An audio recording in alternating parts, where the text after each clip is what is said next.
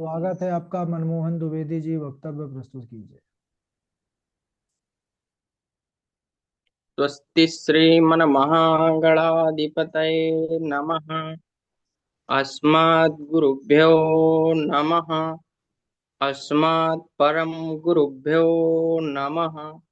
अस्मात् सर्वगुरुभ्यो नमः।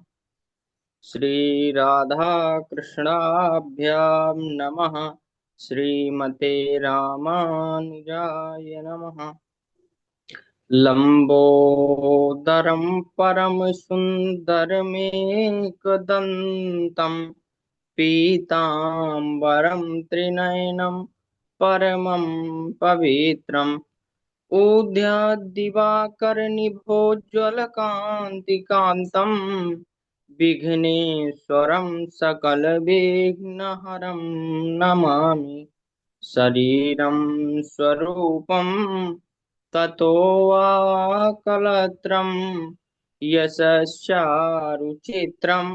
धनं मेरुतुल्यं मनश्चैनलग्नं श्रीगुरुरङ्घ्रिपद्मे ततः किं नारायणं नमस्कृत्य नरं चैव नरोत्तमं देवीं सरस्वतीं व्यासं ततो जयमुदीरयेत्। जयतु देवो देवकी नन्दनोऽयं जयतु कृष्णो वृष्टिवंशः प्रदीपः। जयतु मेघश्यामलः कोमलाङ्गः। जयतु पृथिवी भारनाशो मुकुन्दः। कृष्णत्वदीय पदपङ्कजपञ्जरान्ते अद्यैव मे विशतु मानस राजहंसः। प्राणप्रयाणसमये कफवातपित्तैः कण्ठावरोधनविधौ स्मरणं कुतस्ते। बर्हापीडं नटवरवपुः करडयो करडिकारम् बिभ्रद्वासः कनककपिशं वैजयन्तीं च मालाम् रन्ध्रान् वेणोरधरसुधया पूरयन् गोपवृन्दैः बृन्दारण्यं स्वपदरमणं प्राविशद्गीतिकीर्तिः। करारविन्देन पदारविन्दम् मुखारविन्दे विनिवेशयन्तम् वटस्य पत्रस्य पुटे शयानम् बालमुकुन्दं मनसा स्मरामि। रामाय रामभद्राय रामचन्द्राय वेधसे रघुनाथाय नाथाय सीताय पतये नमः। अञ्जनानन्दनं वीरं जानकी शोकनाशनं कपीशमक्षहन्तारं वन्दे लङ्काभयङ्करम्।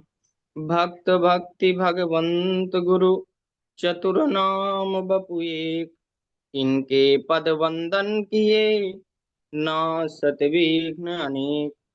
श्री श्यामा जू के पद कमल जब लग हृदय नवास श्याम भ्रमर आवत नहीं तब लगता के पास। अनंत कोटि ब्रह्मांड नायक अचिंत कल्याण गुणगण निधान सर्वेश्वर सर्वाधिपति अकारण करुणा वरुणालय अकारण करुणा कारक सकल जन कल्य सापहारक परात्पर परब्रह्म अनंत कोटि कंदर्प दर्प दलन पटियान निर्गुण निराकार सगुण साकार जगदैक बंधु करुणैक सिंधु सच्चिदानंद घन परमात्मा श्री कृष्ण एवं श्री राधा रानी जी के युगल चरणार बिंदों में दास का बारंबार प्रणाम। समुपस्थित भगवत भक्त भागवत कथा सज्जनों भक्तिमय मात्र शक्ति भगनी बांधो सिया राम मैं सब जग जानी करहूँ प्रणाम जोर जुग पानी। बोलिए श्रीमद् भागवत महापुराण की जय। सुखदेव भगवान की जय। बांके बिहारी लाल की जय। बोलिए भक्त वत्सल भगवान की जय। राजा परीक्षित श्री सुखदेव जी से पूछते हैं, इस भूमंडल का विस्तार कहाँ तक है और कितना है तथा इसका क्या लक्षण है। श्री सुखदेव जी कहते हैं, परीक्षित, इस भूमंडल में 7 द्वीप हैं। जिस देश में हम रहते हैं वह जम्बूद्वीप है। इस जम्बूद्वीप में भी 9,9,000 योजन के विस्तार वाले नववर्ष नामक 9 नगर हैं।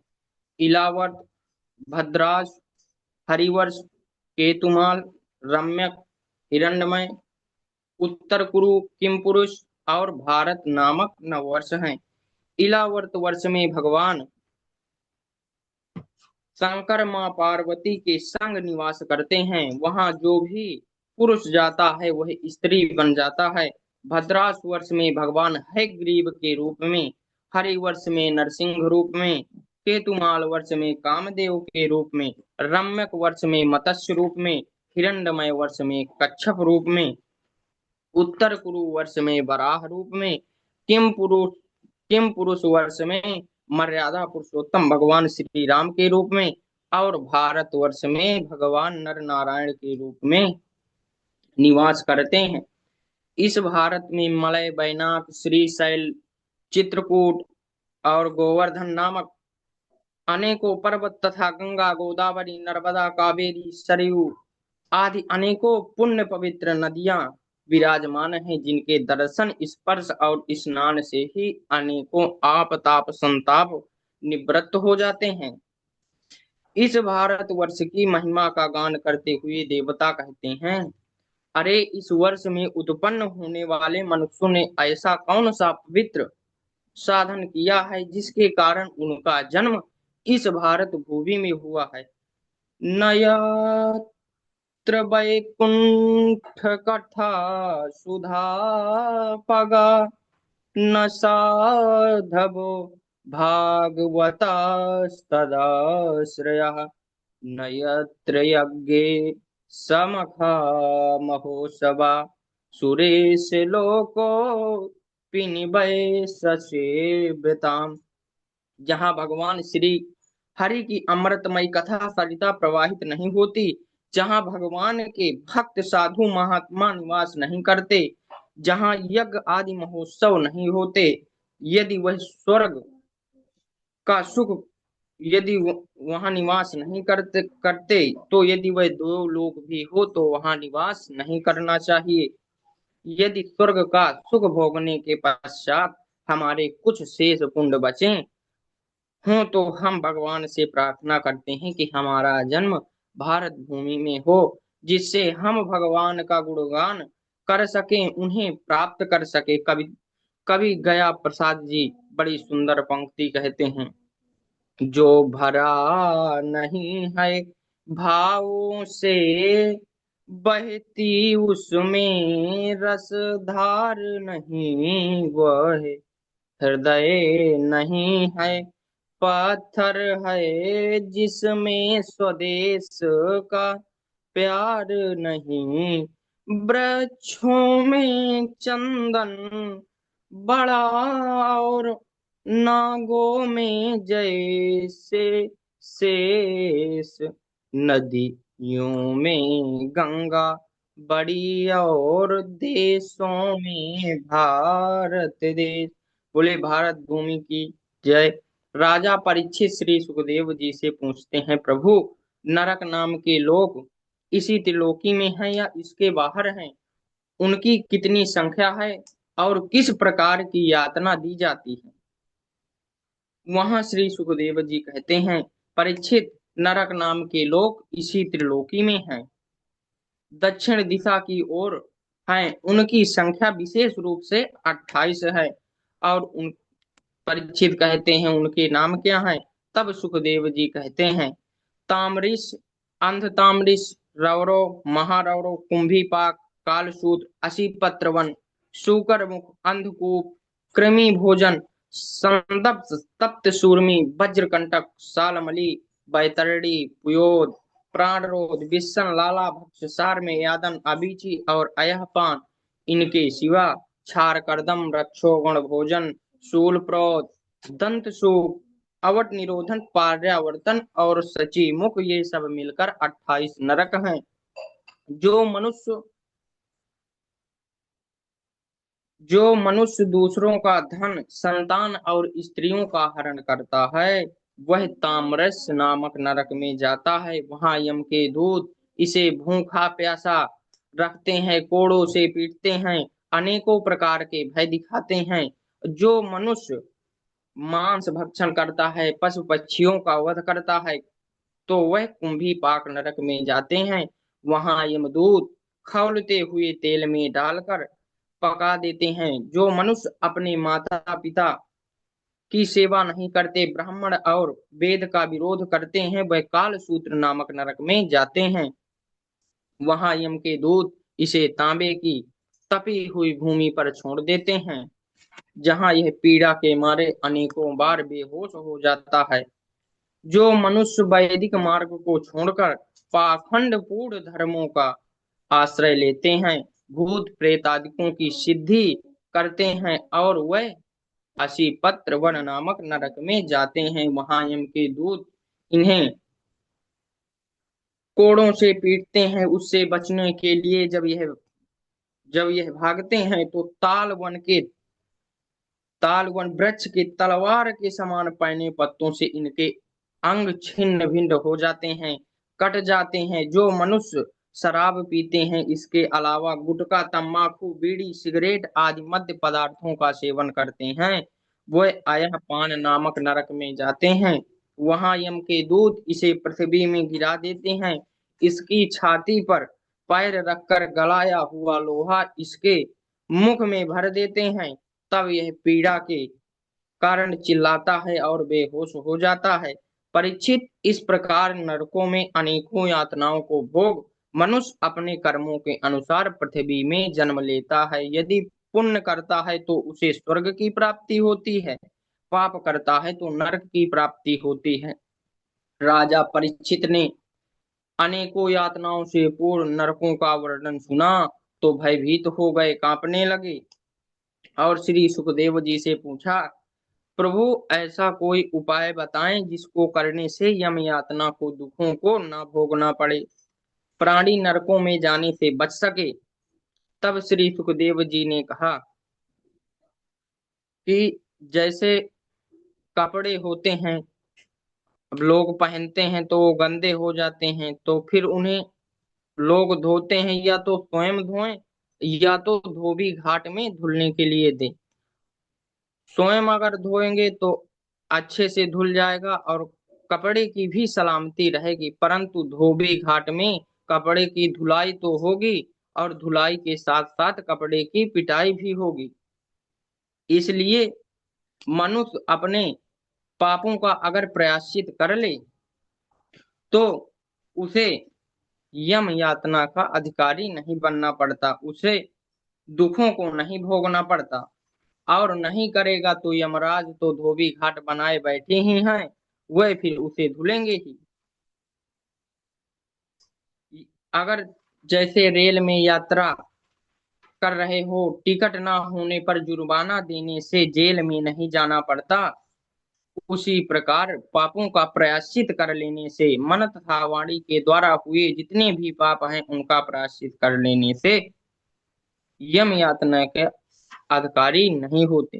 राजा परीक्षित ने कहा, प्रभु मनुष्यों से जाने अनजाने में न जाने कितने पाप हो जाते हैं। वह पाप करेगा, पाप के बाद प्रायश्चित करेगा, प्रायश्चित के बाद पुनः पाप करेगा, तो उसका प्रायश्चित तो हाथी के स्नान के समान व्यर्थ है।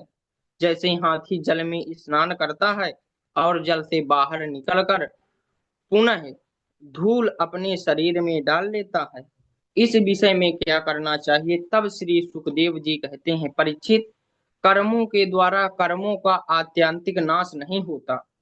जो भगवान के भक्त होते हैं वह जैसे सूर्य अपनी किरणों से कोहरे को नष्ट कर देता है, उसी प्रकार भक्ति के द्वारा भगवान संपूर्ण पाप राशि को नष्ट कर देते हैं।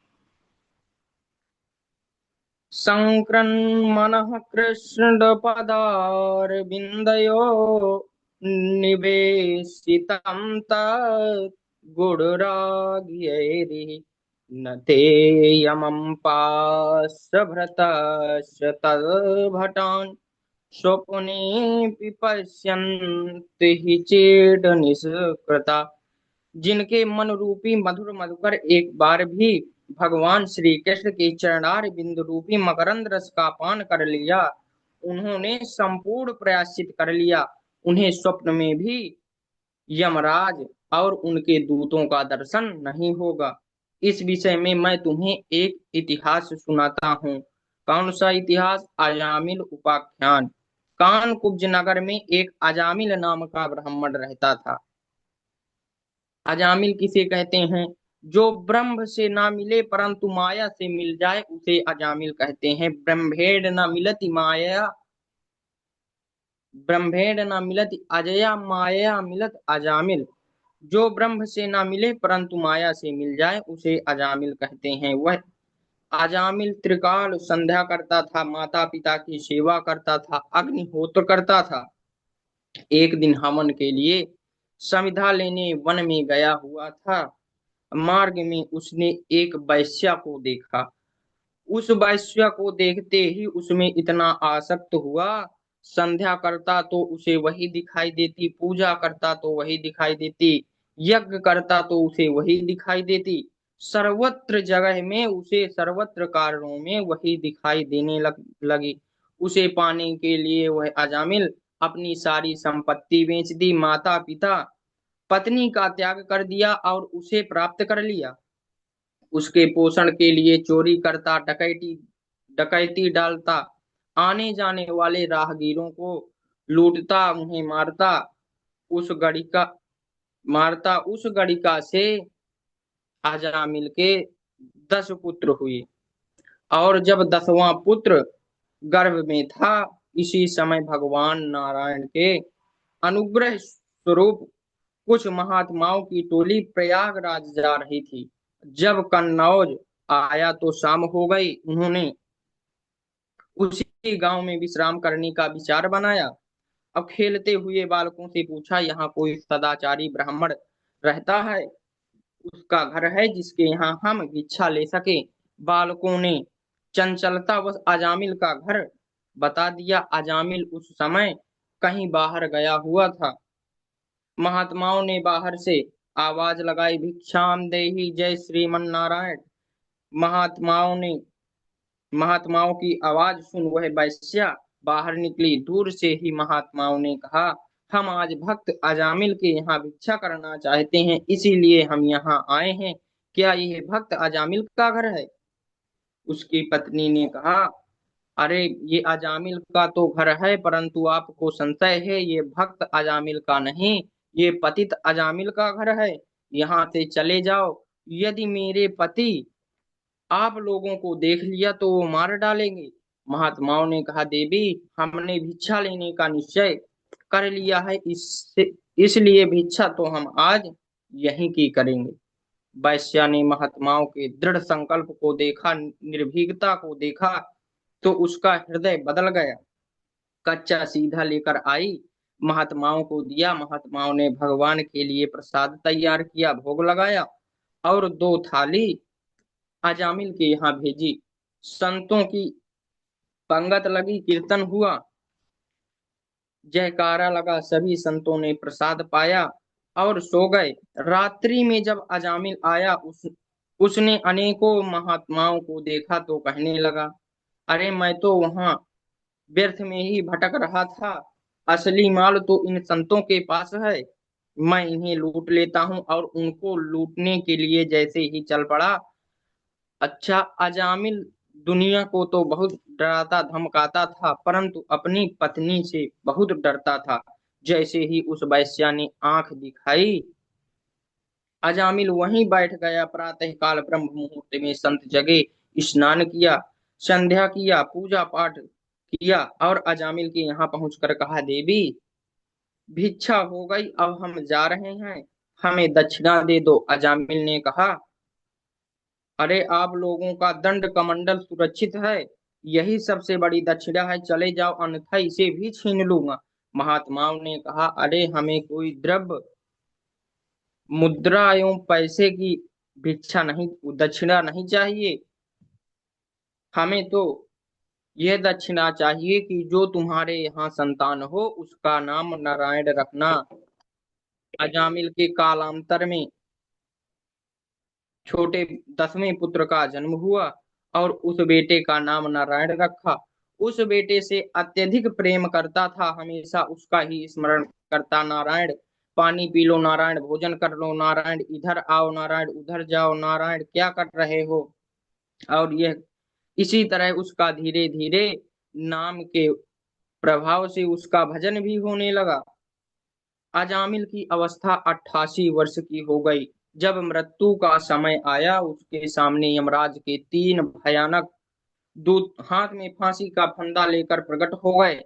अजामिल ने भयानक दूतों को देखा तो घबरा गया, चिल्लाने लगा, नारायण बचाओ, नारायण बचाओ। भगवान ने जब यह सुना, अपने पार्षदों से कहा, आप लोग जाओ, मेरे भक्त अजामिल मुझे पुकार रहा है, उसे बचाओ। पार्षदों ने कहा, प्रभु वह आपको नहीं पुकार रहा, वह अपने पुत्र को पुकार रहा है। भगवान ने कहा, अरे पहले उसका पुत्र है कि मैं हूँ, उसका पुत्र तो बाद में पैदा हुआ है, वह मुझे ही पुकार रहा है, तुम जाओ उसकी रक्षा करो। भगवान की इस आज्ञा को पाकर पार्षद दौड़े दौड़े आए और यमराज के दूतों को धक्का मार अजामिल को मुक्त कराया। और यमदूतों ने कहा, तुम हमें रोकने वाले कौन हो। तब विष्णु दूतों ने कहा, पहले तुम बताओ तुम कौन हो। यमदूतों ने कहा, हम धर्मराज के सेवक हैं, उन्हीं की आज्ञा से हम यहाँ आए हैं इस अजामिल को लेने। विष्णु दूतों ने कहा, यदि तुम धर्मराज के सेवक हो तो बताओ धर्म किसे कहते हैं। तब यम के दूतों ने कहा, वेद प्रणहितो धर्मो है धर्मस्त विपर्यया, वेदो नारायण साक्षात स्वयं भूरीति सुश्रुम। वेद विहित तत्व धर्मत्व, वेद निषिद्धत्व अधर्मत्व। वेद जिसका विधान करता है उसे धर्म कहते हैं और जिसका निषेध करता है उसे अधर्म कहते हैं। वेद प्रणहितो धर्मो, वेद साक्षात भगवान नारायण के स्वरूप हैं, उनके श्वास प्रश्वास से प्रकट हुए हैं। भगवान के पार्षदों ने कहा, यमदूतों वेद साक्षात भगवान नारायण के स्वरूप हैं, तो अजामिल ने मरते समय उन्हीं नारायण का तो स्मरण किया है, उन्हीं का तो नाम उच्चारण किया है, जिसके कारण इसके करोड़ों जन्मों के पापों का प्रायश्चित हो गया। पतिता स्खलितो भग्नः संदस्तप्त आहत, हरिरीत वसेनाहम पुमानर्हृतयातनम। गिरते समय अंग भंग होने पर और सर्प आदि के डसने पर भी कोई व्यवस्था पूर्वक भगवान का नाम ले लेता है तो वह यम यात्रा का पात्र नहीं होता। जैसे अग्नि का स्पर्श कोई जानकर करे अथवा अनजाने में करे, उसे जला ही देती है। अमृत में अमरत्व की शक्ति होती है, यदि कोई जानबूझकर पिए या गलती से पिए वो अमर हो ही जाएगा। उसी प्रकार भगवान का नाम कोई जान कर ले अथवा अनजान में ले, वह पवित्र हो ही जाता है। भाये कुभाय अनख आलसाहू, नामो जपत मंगल दिशि दसाहू। भाये कुभाय अनख आलसाहू, नाम जपत मंगल दिशि दसाहू। भगवान का नाम भाव अथवा बिना भाव के लिया जाए वह सदा मंगल ही करता है। भगवान के पार्षदों ने इस प्रकार धर्म का उपदेश दे धर्म की व्याख्या कर यमदूतों को वहां से भगा दिया। यमदूत भागे भागे धर्मराज के पास आए, उनके चरणों में फांसी का फंदा फेंका और डंडा फेंक कर कहा, आज से हम आपकी सेवा करने वाले नहीं हैं, आज से हम आपकी सेवा नहीं करेंगे। तब आप यह बताओ, इस संसार में शासन करने वाले कितने लोग हैं, क्योंकि यदि बहुत से शासक हों तो दंड की व्यवस्था ठीक से नहीं हो सकेगी। यमराज ने कहा, सेवकों, पहले यह बताओ तुम्हारे साथ हुआ क्या है। महा- महाराज, हम आपकी आज्ञा से पापी अजामिल को लेने गए थे, परंतु हमें मार कर भगा दिया गया। यमराज ने कहा, वे कौन थे। दूतों ने कहा, हम तो नहीं जानते वह कौन थे, परंतु उन्होंने पीतांबर धारण कर रखा था, बड़ा सुंदर उनका रूप था, 4 भुजाएं थी उनकी। धर्मराज ने कहा, अरे तुम लोग तो कृतार्थ हो गए, क्योंकि तुम्हें आज भगवान के पार्षदों का दर्शन हुआ है।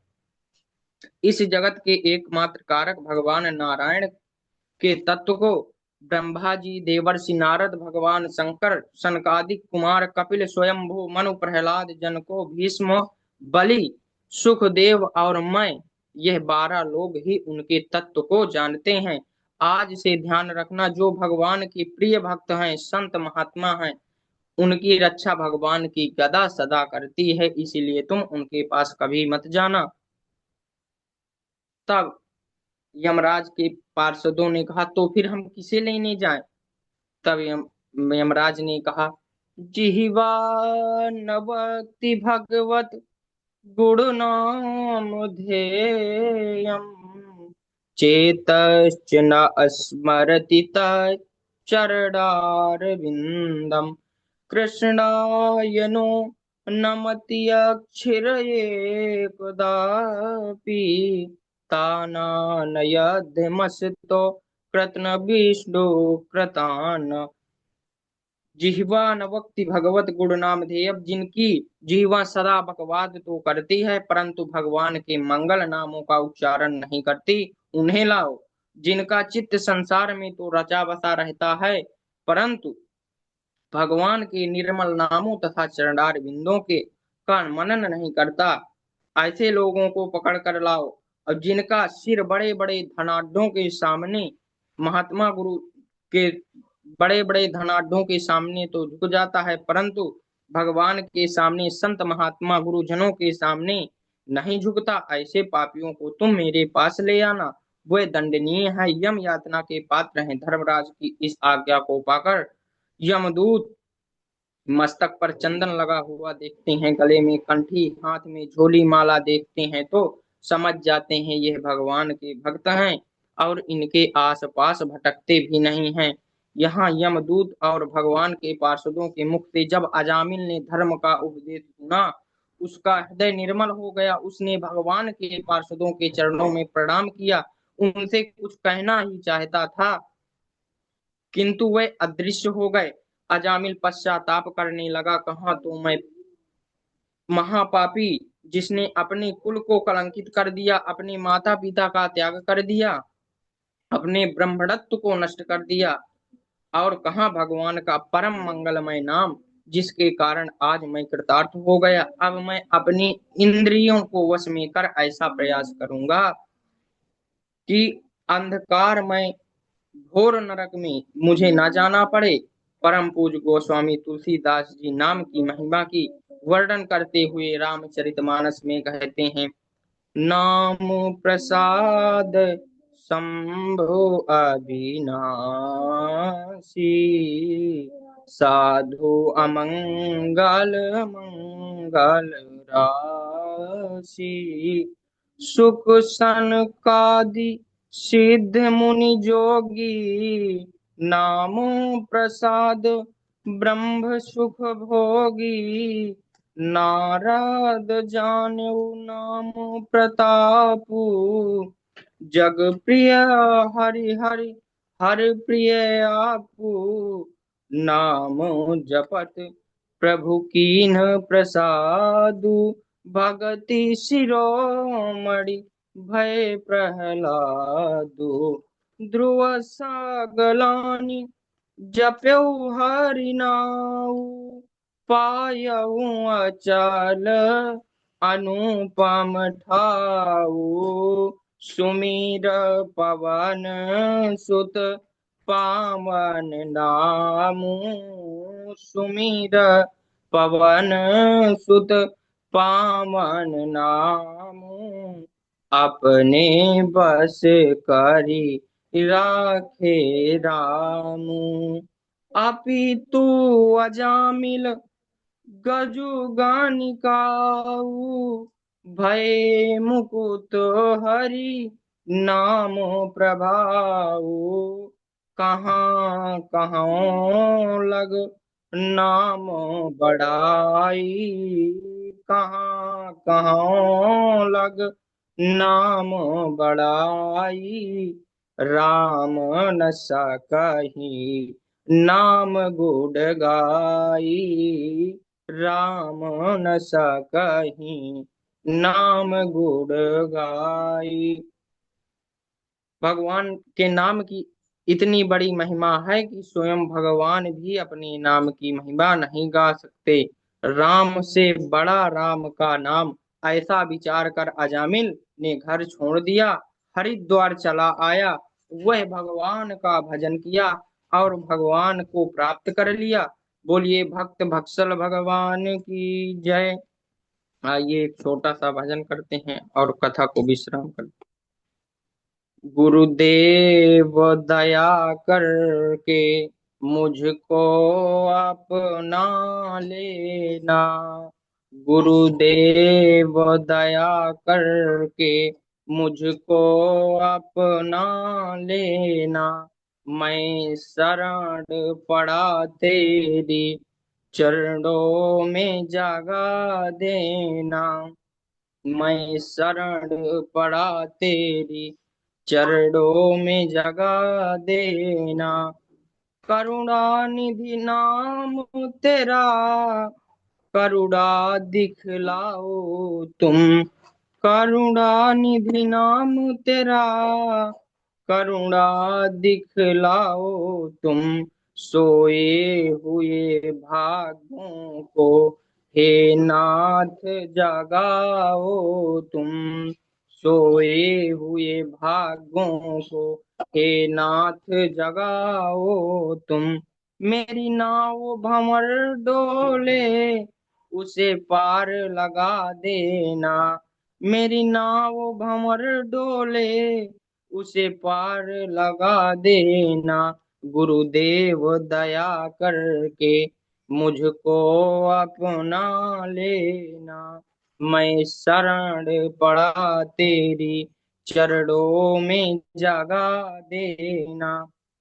तुम सुख के सागर हो, निर्धन के सहारे हो, तुम सुख के सागर हो, निर्धन के सहारे हो।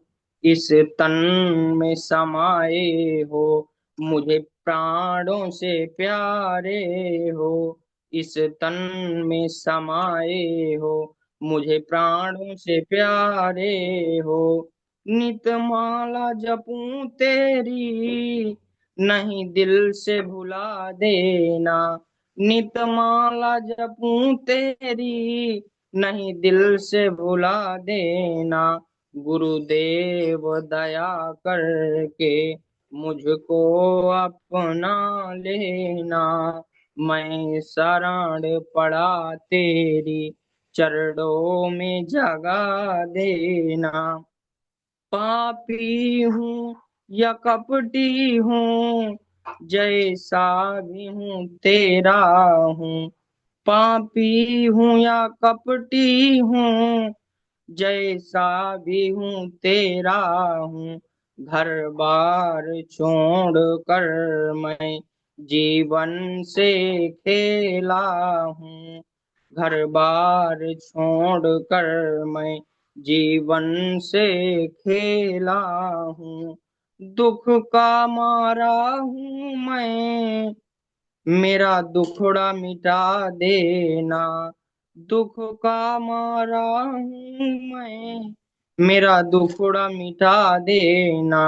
गुरुदेव दया करके मुझको अपना लेना, मैं सबका सेवक हूँ, तेरे चरणों का चेहरा हूँ। मैं सबका सेवक हूँ, तेरे चरणों का चेहरा हूँ। नहीं साथ भुलाना मुझे, इस जग में अकेला हूँ, नहीं नाथ भुलाना मुझे, इस जग में अकेला हूँ। तेरे दर का भिखारी हूँ, मेरे दोष मिटा देना। तेरे दर का भिखारी हूँ, मेरे दोष मिटा देना। गुरुदेव दया करके मुझको अपना लेना। मैं शरण पड़ा तेरी चरणों में जगा देना। गुरुदेव दया करके मुझको अपना लेना। बोलिए भक्त वत्सल भगवान की जय। सदगुरुदेव भगवान की जय। बांके बिहारी लाल की जय। सुखदेव भगवान की जय।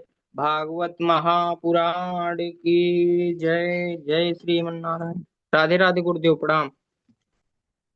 हाँ जी, राधे राधे। बहुत सुंदर मनमोहन जी, बहुत बढ़िया। ठाकुर जी की कृपा हमेशा बनी रहे, ऐसे ही मेहनत करते रहिए। बहुत अच्छा, बहुत बढ़िया।